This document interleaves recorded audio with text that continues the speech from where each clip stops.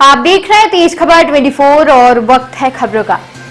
आजादी के 77 साल पूरे होने के बाद भी कई गांव की स्थितियों में सुधार नहीं हो पा रहा है। बरसात के चलते लोगों की जिंदगी घरों में कैद होकर रह जा रही है। ऐसा ही एक गांव मैहर जिले के रामनगर का करौंदिया है, जहां पर बरसात के दिनों में 1.5 सैकड़ा परिवारों का घर से निकलना मुश्किल हो जाता है।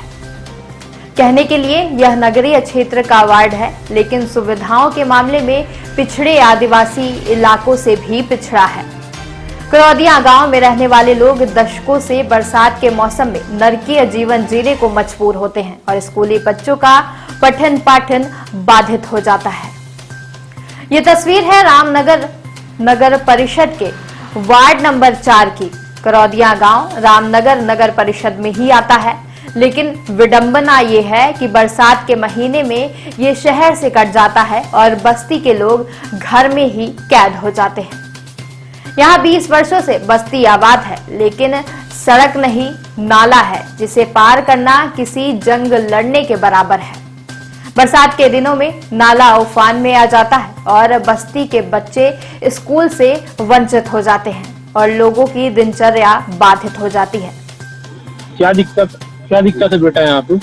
यहाँ पुल नहीं बन रहा है, इसलिए हम लोग स्कूल नहीं जा पाते हैं। 10-10 दिनों तक यहीं रह जाते हैं।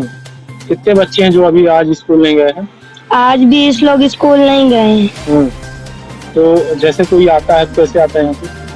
आते हैं तो जब पुल बना रहता तो पुल से आते थे, नहीं तो जब घुसते हैं तो बहाव इतना पानी का तो बह जाते हैं, तो फिर उसी साइड रह जाते हैं। उस साइड के लोग। कौन सा पुल बना था? लकड़ी का पुल बना था, झूला पुल। कौन बनाया था? पापा लोग सब बनाए थे। कितने लोग यहाँ रह रहे होंगे गाँव में? 60, 70, 80 लोग। 80 लोग। बीमारी और अन्य आपातकालीन समस्या में भी शहर तक नहीं पहुंच पाते। यहाँ के ग्रामीणों ने इस समस्या का वैकल्पिक व्यवस्था के तहत नाले में लकड़ी का झूला पुल बनाया गया था, जहां से ग्रामीण आवागमन किया करते थे। पिछले दिनों हुई मूसलाधार बारिश से झूला पुल का नामो निशान मिट गया। ऐसे में लोगों को नदी तैरकर ही पार करनी पड़ती है। क्योंकि इन दिनों बरसात के चलते पानी बढ़ चुका है, ऐसे में तेज बहाव होने के कारण कोई नदी पार करने का जोखिम नहीं लेना चाहता। ये समस्या वर्षों से चली आ रही है, लेकिन आज तक निदान नहीं हो सका। ग्रामीणों की माने तो उनकी समस्या का निदान करने वाला कोई नहीं है। हालांकि जिला कलेक्टर ने वैकल्पिक व्यवस्था का आश्वासन जरूर दिया है। बताइए, जो सड़क है पूरे पानी भरा है, कैसे आवागमन करते हैं आप लोग? यहाँ आवागमन का कोई साधन नहीं है। सिर्फ हम लोग किसी तरह पैर के या कि लकड़ी के पुल बनाते हैं। पिछले साल बनाए थे, वो भी टूट गया। इसके बाद हम लोग कंधे में ले जाकर बच्चों को ले जाते हैं उस पार, और फिर वहाँ से ले जाते हैं खेती के लिए जो जाते हैं किसान लोग। वहाँ कोई जाने का साधन नहीं है। पूरी आधी जमीन तो ऐसे पड़ी रहती है, सिर्फ वाहन न जाने के कारण। और बच्चे जो हैं उनके 1 महीने 2 महीने स्कूल ही नहीं जा पाते, क्योंकि कोई साधन नहीं है। जब पानी कम होता है तब फिर किस तरह स्कूल विद्यालय जा पाते हैं बच्चे।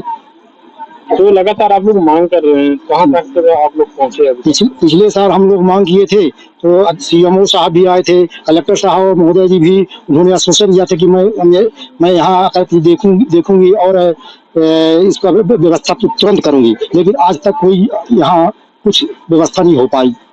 क्या नाम लिखते हैं? मेरा तेज मोहन पटेल।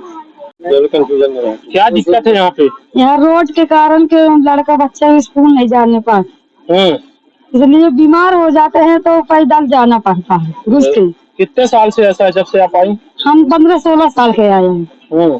तब से इसी तरह हाँ, इसी तरह रोड नहीं है। पुल नहीं बन पा रही? पुल नहीं बनती है। तो जो लोग आते हैं जनप्रतिनिधि वगैरह, क्या पानी घुस कर आते हैं। तो क्या कहते हैं अधिकारी लोग आते हैं? अधिकारी लोग आते हैं, बोलते हैं कि बन जाएगा, तो नहीं बने। ये अभी जानकारी में आया है। हालांकि जब बारिश हुई थी तब भी एक बार मेरे सामने ये मुद्दा आया था। तो अभी जैसे कि SDM और रामनगर से भी बात हुई है कि वहाँ पर हम कुछ ऐसी व्यवस्था करेंगे जिससे कि बारिश के दिनों में दिक्कत ना हो। लेकिन परमानेंट उसका हल निकालने के लिए जो है उसके बारे में भी हम प्रयास करेंगे। तात्कालिक व्यवस्था जरूर हम सुनिश्चित करेंगे।